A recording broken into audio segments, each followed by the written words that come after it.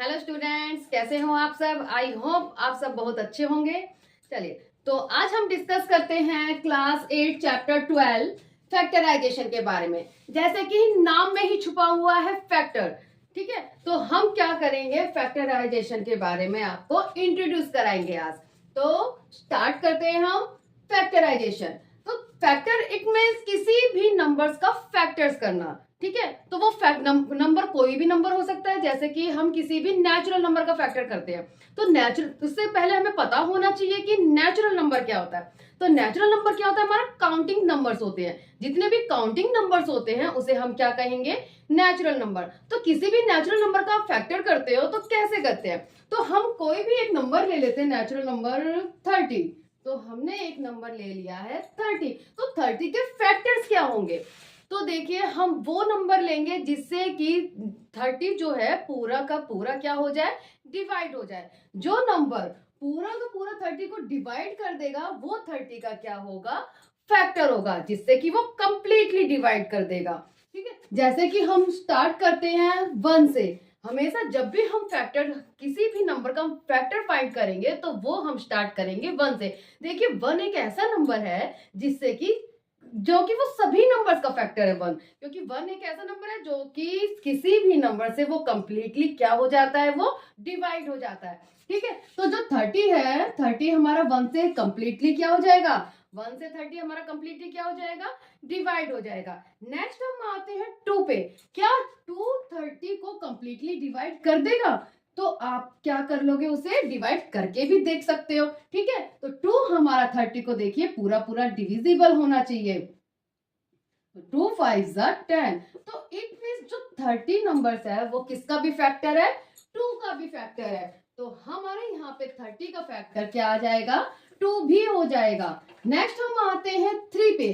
क्या 3 नंबर जो है वो 30 को कंप्लीटली डिवाइड कर देगा, यस। क्योंकि देखो 3 टाइम क्या होता है, 30 होता है। इट मींस वो 3 जो है वो 30 को हमारा कंप्लीटली डिवाइड कर देगा। तो 3 भी 30 का क्या होगा, फैक्टर होगा। नेक्स्ट हम आते हैं 4। क्या 4 कंप्लीटली डिवाइड कर देगा 30 को, नहीं। तो जो 4 है वो हमारा 30 का फैक्टर नहीं होगा। तो इसी तरीके से हम फैक्टर फाइंड करते हैं, कोई भी नंबर हम ले लेते हैं, ठीक है। तो 4 भी हमारे 30 का फैक्टर नहीं होगा।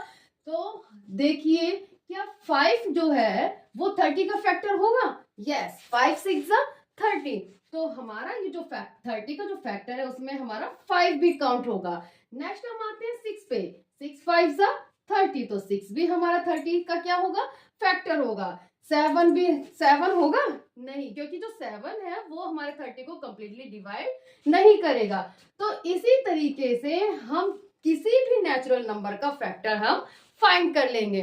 तो उस नेचुरल नंबर में हम कोई भी नंबर हो सकता है, हम वही नंबर लेंगे जो कि उस नंबर को वो कंप्लीटली डिवाइड कर देता है, ओके। तो नेक्स्ट हम स्टार्ट करते हैं फैक्टर ऑफ अलजेब्रिक एक्सप्रेशन। होना चाहिए कि अलजेब्रिक एक्सप्रेशन होता क्या है। तो ये जो अलजेब्रिक एक्सप्रेशन है वो हमारा क्या होता है कि वेरिएबल और कांस्टेंट नंबर का क्या होता है, मिक्सचर होता है। उसमें क्या होगा, हमारा कांस्टेंट नंबर भी होगा और वेरिएबल भी होगा। तो वेरिएबल में क्या होता है कि कोई भी अल्फाबेट होता है, जैसे कि A B C X Y Z जो भी है, ठीक है। तो उसके साथ हम कोई भी नंबर्स भी होगा, जैसे कि 2x प्लस 3y, ठीक है। जैसे कि ये क्या है, हमारा अलजेब्रिक एक्सप्रेशन है। इसमें क्या होगा, हमारा कांस्टेंट नंबर भी होगा और हमारा वेरिएबल भी होगा। तो जब हम इनको क्या कर देते हैं, इनको मिक्सचर कर देते हैं, तो ये हमारा क्या बन जाता है, अलजेब्रिक एक्सप्रेशन। तो अब हम बात करते हैं कि अलजेब्रिक एक्सप्रेशन को हम फैक्टराइज कैसे करेंगे। तो हम कोई भी एक एग्जांपल ले लेते हैं। लेट्स सपोज हमने ले लिया 5xy, ठीक है। तो 5xy का हम फैक्टर कैसे करेंगे, तो इसको हम कैसे करेंगे, 5 इंटू एक्स इंटू वाई। तो देखिए 5 को हम x से मल्टीप्लाई करेंगे 5x, देन 5x को हम y से मल्टीप्लाई करेंगे तो क्या आएगा, 5xy। तो इस तरीके को हम बोलेंगे अलजेब्रिक एक्सप्रेशन। और इसके जब हम फैक्टर करेंगे तो वो इस तरीके से हम फाइंड करेंगे, इसको फैक्टर कर देंगे। इट मींस उसको ब्रेक कर देंगे या फिर उनके टुकड़े कर देंगे उसके, ठीक है। एक एग्जांपल हम और लेकर दिखा देते हैं आपको। जैसे नेक्स्ट एग्जांपल लिया है मैंने 4xy।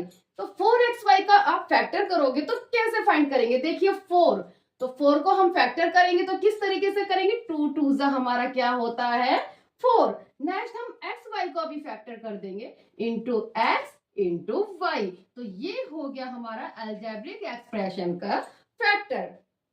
ओके, तो नेक्स्ट हम स्टार्ट करते हैं मेथड्स ऑफ फैक्टराइजेशन कि क्या फैक्टराइजेशन के कौन कैसे कैसे मेथड होते हैं। तो फर्स्ट है हमारा मेथड ऑफ कॉमन फैक्टर।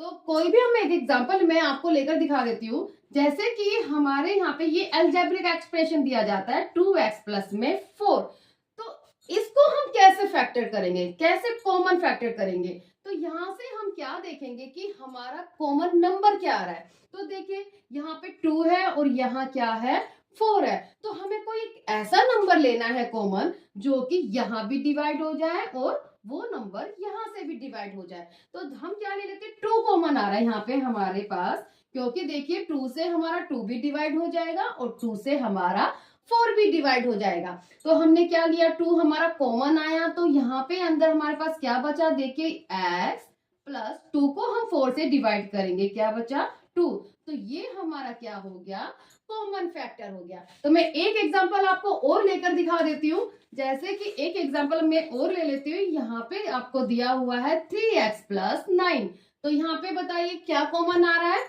हमें कोई एक ऐसा नंबर लेना है जिससे कि ये भी यहाँ भी कॉमन आए, वो नंबर यहाँ भी कॉमन आए।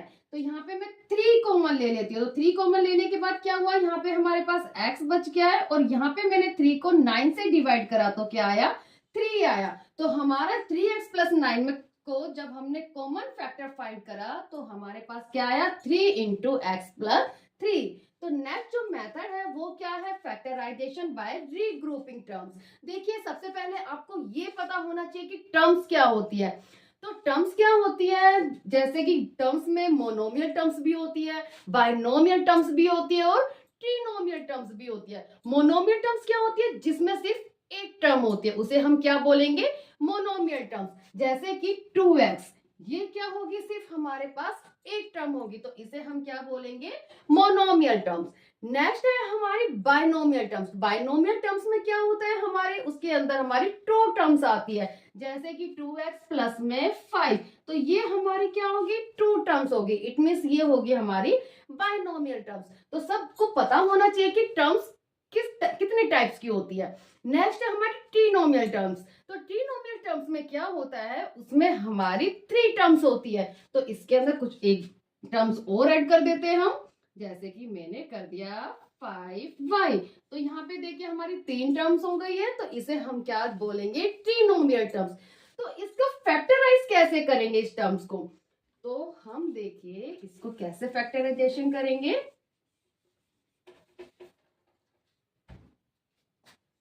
जैसे कि क्वेश्चन में दे दिया जाता है 5x प्लस 5 प्लस में 3x प्लस में 3, ये क्वेश्चन दे दिया जाता है, ठीक है। तो इसमें कोई एक नंबर तो है नहीं जो कि मैं इन चारों में से क्या ले लूं, बाहर कॉमन ले लूं। देखिए यहाँ पे तो हमारे पास इन दोनों में से एक नंबर कॉमन आ रहा था, क्या आ रहा था, 3 कॉमन आ रहा था। अब यहाँ पे इन चारों में से क्या कोई भी एक नंबर कॉमन आ रहा है, नहीं आ रहा है। तो हमने क्या करा, इसको हमने ग्रुप में डिवाइड कर लिया, ठीक है। तो ग्रुप में डिवाइड करने के बाद क्या हुआ कि ये मैंने इसके साथ इसको ग्रुप बना लिया और इसको इसके साथ ग्रुप बना लिया।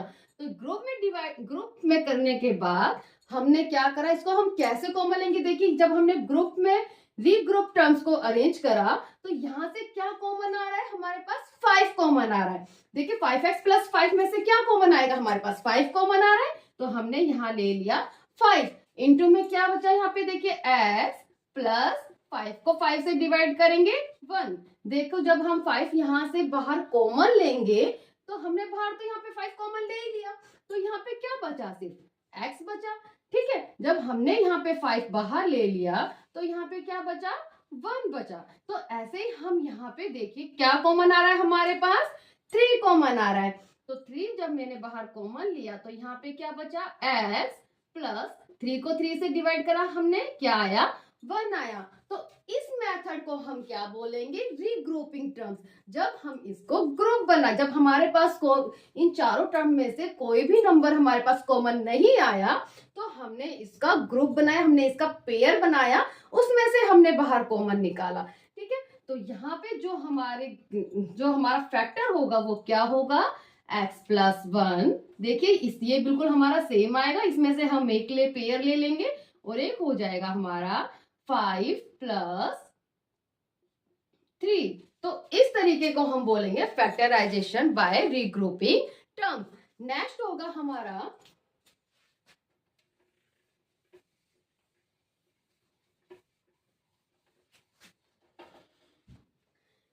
हमारा factorisation by identities. Identities means क्या होता है कि इसमें इसका मतलब क्या होता है, फॉर्मूले, कि हमारे यहाँ पे कौन कौन से फॉर्मूले यूज होंगे। तो देखिए फैक्टराइजेशन बाय आइडेंटिटीज, तो इसमें कौन कौन से फॉर्मूले हमारे यूज होंगे इस चैप्टर के अंदर। तो फर्स्ट है हमारा a+b का होल स्क्वायर।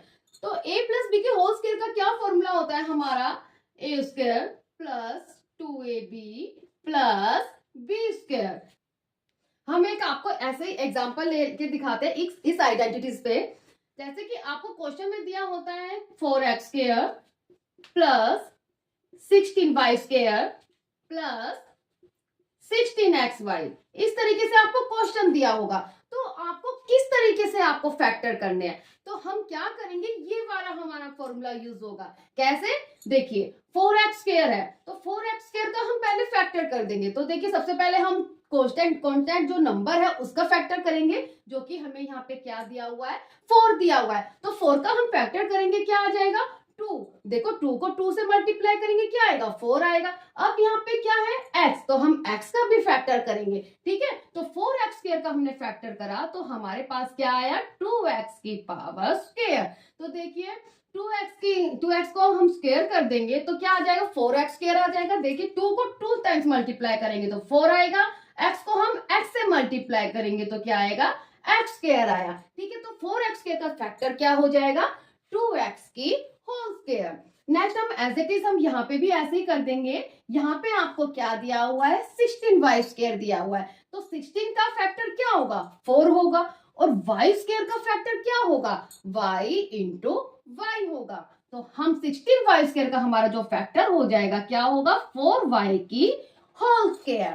ठीक है, तो देखिए यहाँ पे ये वाली आइडेंटिटी हमारी यूज हो रही है। अब उसके बाद क्या है हमारा प्लस में 2ab। तो देखिए 2 हमने फॉर्मूले में एज इट इज लिख दिया है, इनटू में a हमारे पास क्या है, देखिए ये a है और ये क्या है, b है। हमने इस वाले क्वेश्चन को इस तरीके से बना दिया है। ठीक है, क्या दिया हुआ है, यहाँ पे a की होल स्क्वायर दिया हुआ है तो मैंने यहाँ पे a की स्क्वायर बना लिया। यहाँ पे क्या दिया हुआ है, b की स्क्वायर दिया हुआ है तो मैंने b की स्क्वायर बना लिया इसे। ठीक है, प्लस में क्या दिया हुआ है, 2ab। तो देखो ये हमारा a है, ये हमारा b है। तो जैसे कि फॉर्मूले में दिया हुआ है आपको 2ab, तो 2 इंटू a हमारे पास क्या है, 2x इंटू b हमारे पास क्या है, 4y।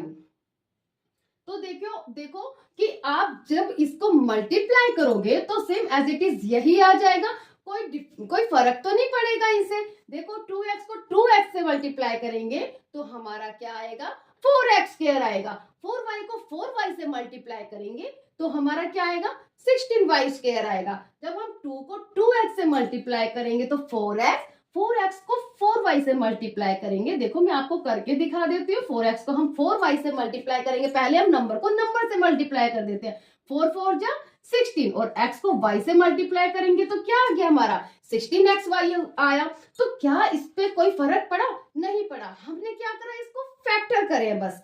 ठीक है, तो हमारी जो आइडेंटिटी यूज हुई है वो क्या हुई है, a+b की होल स्क्वायर। तो इसको हम बना देंगे इस फॉर्म में। तो a हमारे पास क्या है, 2x है। ठीक है, और b हमारे पास क्या है, 4y। तो 2x + 4y की होल स्क्वायर। तो इसका जो फैक्टर होगा वो हमारा क्या होगा, 2x + 4y की स्क्वायर। अब नेक्स्ट हमारी जो सेकंड आइडेंटिटीज है वो क्या है, a - b की होल स्क्वायर। तो a - b की होल स्क्वायर का क्या फॉर्मूला होता है हमारा, a² plus B square minus 2ab। तो यहाँ पे भी हम कोई भी एक एग्जांपल ले लेते हैं। 4x स्क्वायर प्लस में 16y स्क्वायर माइनस में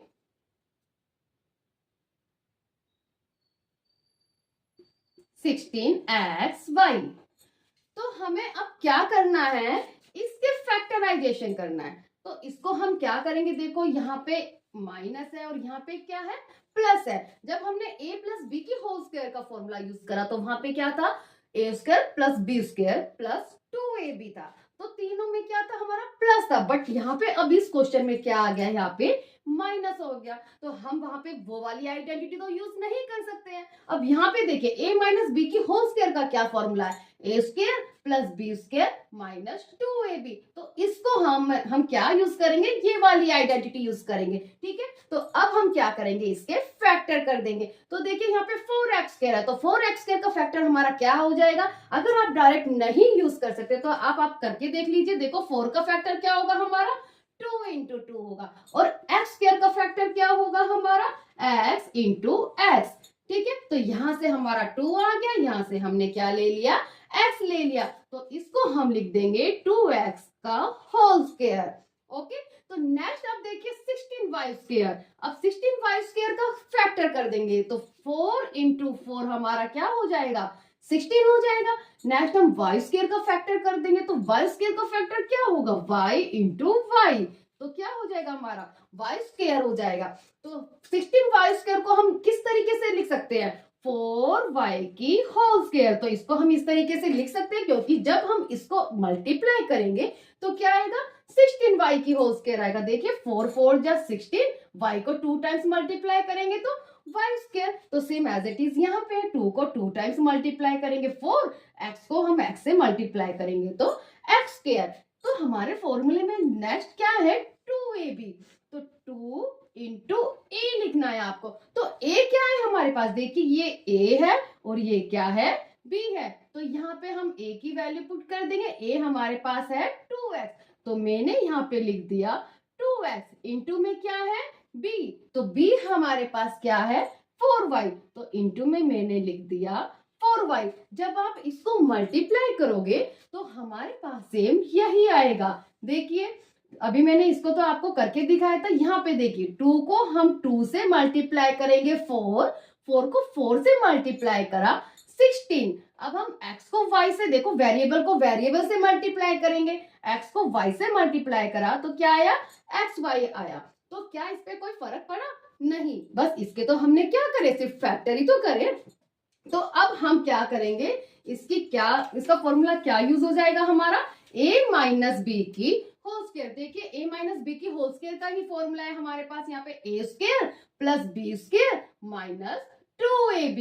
तो इसको हम किस तरीके से लिख लेंगे, a माइनस बी की होल स्क्वायर। तो a हमारे पास 2x है, b हमारे पास 5 स्क्वायर है, 4y की होल स्क्वायर। तो हमारे पास जो फॉर्मूला यूज होगा वो क्या होगा, 2x माइनस 4y की होल स्क्वायर। तो नेक्स्ट हमारी जो थर्ड आइडेंटिटी है वो क्या है, a square minus B square. तो a square minus B square का क्या फॉर्मूला यूज होगा हमारा, a minus B into A plus B. तो जैसे कि कई बार क्या होगा, ऐसा क्वेश्चन आएगा आपके पास चैप्टर में, आपको दिया होगा 25x square minus 36y square. तो इसका हमें फैक्टर करके दिखाना है। तो देखिए 25 का हमारा फैक्टर क्या होगा, 5 इंटू 5, और x स्क्वायर का फैक्टर क्या होगा हमारे पास, x इंटू एक्स। तो मैं 25x स्क्वायर को इस तरीके से लिख सकती हूँ मैं, है ना, 5x की होल स्क्वायर। क्यों, क्योंकि 5 को मैं 2 टाइम्स मल्टीप्लाई करूंगी तो क्या आएगा, 25 ही आएगा। ऐसे ही हम x को x से मल्टीप्लाई करेंगे तो क्या आएगा, x स्क्वायर ही आएगा। तो एज इट इज मैं यहाँ पे भी ऐसे ही कर लेती हूँ। 36 का फैक्टर क्या आएगा, 6 इंटू 6। तो मैं 36 को लिख देती हूँ यहाँ पे 6y की होल स्क्वायर। तो यहाँ पे देखो जब हम इसको सोल्व करेंगे तो क्या आएगा, 36y स्क्वायर ही आएगा। जब मैं इसको सोल्व करूंगी तो क्या आएगा, 25x स्क्वायर आएगा। तो इसका क्या फॉर्मूला यूज होगा हमारा, ए स्क्वायर माइनस बी स्क्वायर का क्या फॉर्मूला है, ए माइनस बी और ए प्लस बी। तो यहाँ पे ये हमारा ए है और ये हमारा बी है, तो ए माइनस बी, ए प्लस बी, तो ये होगा हमारा कॉमन फैक्टर। नेक्स्ट हम स्टार्ट करते हैं किस टॉपिक के बारे में, स्प्लिटिंग मिडिल टर्म। तो स्प्लिटिंग मिडिल टर्म क्या होती है, तो कई बार हमारे पास क्या होगा कि कुछ इस तरीके के क्वेश्चन आएंगे, जैसे कि x square plus 5x plus 6, कुछ इस तरीके के क्वेश्चन आएंगे। ठीक है, तो इसमें क्या होगा, देखो क्या कोई नंबर हमारा कॉमन निकल रहा है, नहीं निकल रहा। ठीक है, ना ही हमारे यहाँ पे क्या हो रहा है, रीग्रुपिंग अरेंज हो रहा है। ठीक है, जिससे कि हम दो दो के पेयर बना के हम उसमें से कॉमन निकाल लें। तो इस सिचुएशन में हम क्या करेंगे, यहाँ पे वो वाली टर्म आइडेंटिटी भी यूज नहीं हो रही है, तो इस सिचुएशन में हम करेंगे क्या, देखिए यहाँ पे क्या है 6 और यहाँ पे क्या है 5x। तो हमें कोई दो नंबर इस तरीके से चाहिए जिसको मल्टीप्लाई करने पे तो क्या है 6 आए एंड ऐड करने पे क्या है 5 आए। देखो ये तो हम नॉर्मली बता ही देंगे कि 2 और 3, देखिए 2 को हम 3 से मल्टीप्लाई करेंगे तो क्या आ जाएगा, हमारे पास 6 आ जाएगा एंड 2 में हम 3 ऐड करेंगे तो क्या आ गया 5 आ गया। ठीक है, तो अभी हम चलिए यही एग्जांपल लेकर आपको दिखाई देते हैं। ठीक है, तो एक्स स्क्वायर प्लस, अब ये जो 5x है इसको हटाकर हम क्या करेंगे, इसने बोला है ना स्प्लिटिंग मिडिल टर्म, तो मिडिल मतलब ये जो 20 की टर्म को हम स्प्लिट कर देंगे। ठीक है, तो यहाँ पे ये जो 5x है इसकी जगह हम क्या लिख देंगे 2x और 3x, क्योंकि देखो हमें x तो लिखना ही पड़ेगा क्योंकि यहाँ पे क्या है, जो हमारा वेरिएबल है वो यहाँ पे क्या है x है। तो यहाँ पे मैंने लिख दिया 2x प्लस 3x, किसको स्प्लिट करके लिख दिया मैंने, जो इसकी मिडिल टर्म है 5x को हटाकर मैंने क्या लिख दिया 2x प्लस 3x, क्योंकि हम 2x को 3x में प्लस करेंगे तो क्या आएगा 5x ही तो आएगा। ठीक है, नेक्स्ट हम 2 को 3 से मल्टीप्लाई करेंगे तो क्या आएगा 6 आएगा। तो इस पे क्या कोई फर्क तो नहीं पड़ेगा, तो मैंने इसको इस तरीके से अरेंज कर लिया। अब देखिए यहाँ पे क्या होगा, यहाँ पे वही वाले मेथड यूज हो जाएगा रीग्रुपिंग मेथड। ठीक है, तो रीग्रुपिंग टर्म्स मेथड में क्या था, जो फैक्टराइजेशन बाय रीग्रुपिंग टर्म्स थी उसमें हमने क्या करा था, इसके पेयर ले लिए थे हमने इस तरीके से। जब हमारा देखिए पूरी जो चारों टर्म है इसमें से कोई भी नंबर कॉमन नहीं आ रहा, कोई भी नंबर हमारा कॉमन नहीं आ रहा, तो हमने क्या करा, इसको पेयर में डिवाइड कर लिया, इसको इसके साथ और इसको इसके साथ हमने पेयर में अलग कर लिया। ठीक है, तो यहाँ पे देखिए क्या कॉमन आ रहा है, जो कि यहाँ भी कॉमन होना चाहिए और हमारा यहाँ भी कॉमन होना चाहिए, जब भी तो हम उसको बाहर ले पाएंगे।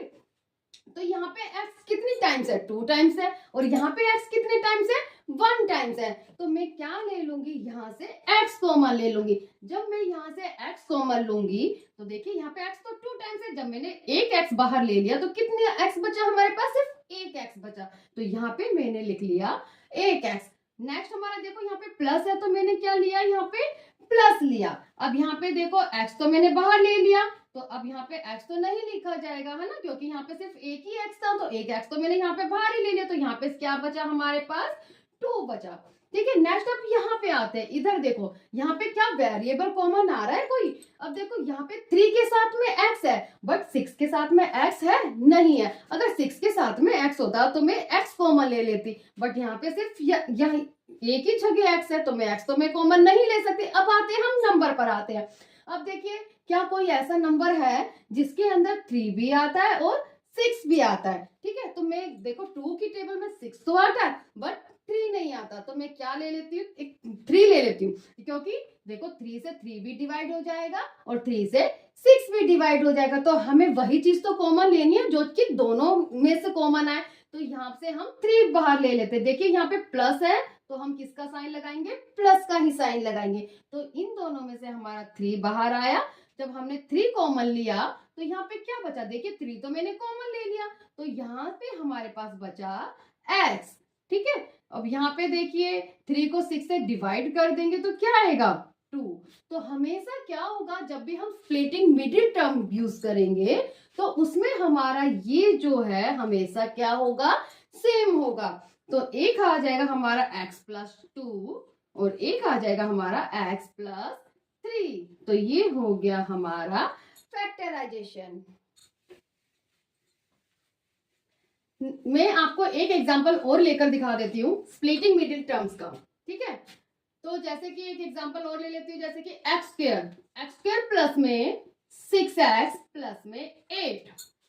तो अब देखिए यहाँ पे कोई जो मिडिल टर्म है, देखो ये है हमारी मिडिल टर्म, इसको स्प्लिट करना है। तो हमें कोई ऐसे दो नंबर लेने हैं जिसको मल्टीप्लाई करने पर तो 8 आए एंड जिसको प्लस करने पर क्या है 6 आए। देखो ये तो हमने नॉर्मली सिर्फ जो हमारी छोटी छोटी डिजिट है उसमें तो हम बता देते हैं कि 4 को 2 से मल्टीप्लाई करेंगे तो क्या आएगा 8 आएगा, और 4 में 2 प्लस करेंगे तो क्या आ गया 6 आ गया। जब हमारे पास कोई बड़ी टर्म दी जाती है तो उसको कैसे सॉल्व करेंगे, तो देखो इसका एक ट्रिक है। यहाँ पे क्या है 8 है, तो 8 को हम यहाँ पे देखो ये वाला इसका जो वेरिएबल है, सॉरी इसका जो कोफिशिएंट है उससे मल्टीप्लाई करेंगे। तो देखो एक्स स्क्वायर का कोफिशिएंट क्या है, यहाँ पे कुछ नहीं है, तो कुछ नहीं है, इट मींस उसका कोफिशिएंट क्या माना जाएगा 1 माना जाएगा। तो मैंने क्या करा 8 को 1 से मल्टीप्लाई कर दिया। तो ऐसे कोई भी क्वेश्चन होगा आप उसको ऐसे ही फाइंड करेंगे। अगर यहाँ पे 12 होता तो हम 12 को 1 से मल्टीप्लाई करते, ठीक है।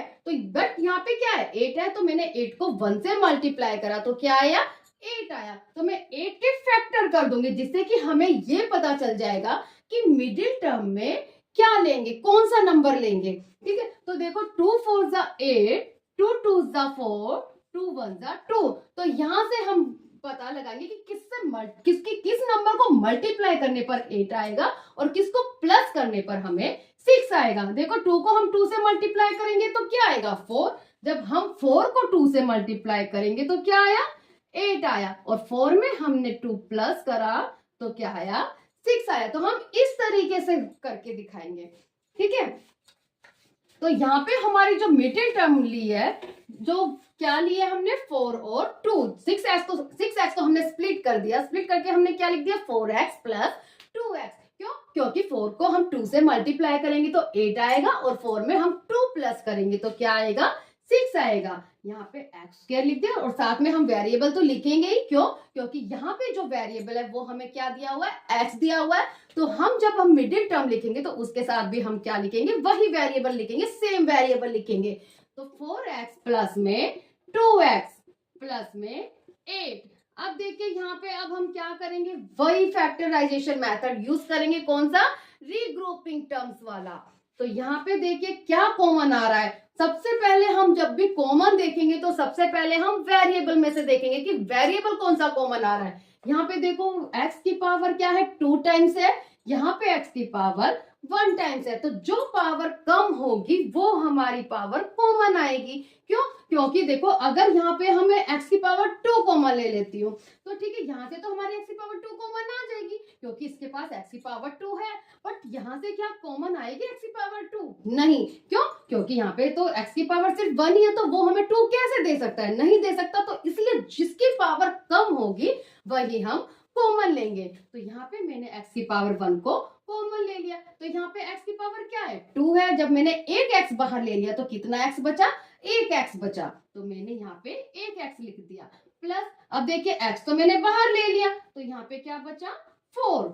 नेक्स्ट देखिए अब हम इस पर आ जाते हैं, यहाँ पे क्या कॉमन आ रहा है। तो देखो कोई वेरिएबल कॉमन आ रहा है, नहीं आ रहा। क्यों, क्योंकि यहाँ पे तो हमारे पास x है बट यहाँ पे हमारे पास x नहीं है, तो हमारे पास कोई भी वेरिएबल कॉमन नहीं आ रहा। अब हम आते हैं कांस्टेंट नंबर पे। देखिए यहाँ पे 2 है, यहाँ पे 8 है, तो 2 और 8 में से क्या कॉमन आ रहा है। तो हम यहाँ पे जो कॉमन लेंगे वो क्या लेंगे 2 कॉमन लेंगे। क्यों, क्योंकि 2 से 2 भी डिवाइड हो जाएगा और 2 से 8 भी डिवाइड हो जाएगा। तो मैंने यहाँ से बाहर ले लिया 2, तो 2 को मैंने 2 से डिवाइड करा तो क्या आया 1। तो 1 लिखने की हमें नीड नहीं है ये। और यहाँ पे अब क्या बचा हमारे पास x प्लस में। अब यहाँ पे देखिए 2 को हम 8 से डिवाइड करेंगे तो क्या आया 4 आया। देखिए ये और ये पेयर हमारा क्या है सेम है, तो एक फैक्टर आ जाएगा हमारा x प्लस 4 और एक हो जाएगा हमारा x प्लस 2। तो ये था हमारा स्प्लिटिंग मिडिल टर्म्स। तो आज हमने क्या करा है फैक्टराइजेशन इंट्रोडक्शन के बारे में डिस्कस करा है। तो कल हम नेक्स्ट वीडियो में इसकी एक्सरसाइज के बारे में डिस्कस करेंगे। अगर आपको मेरी ये वीडियो पसंद आती है तो लाइक कीजिए एंड सब्सक्राइब कीजिए। Thanks for watching, bye.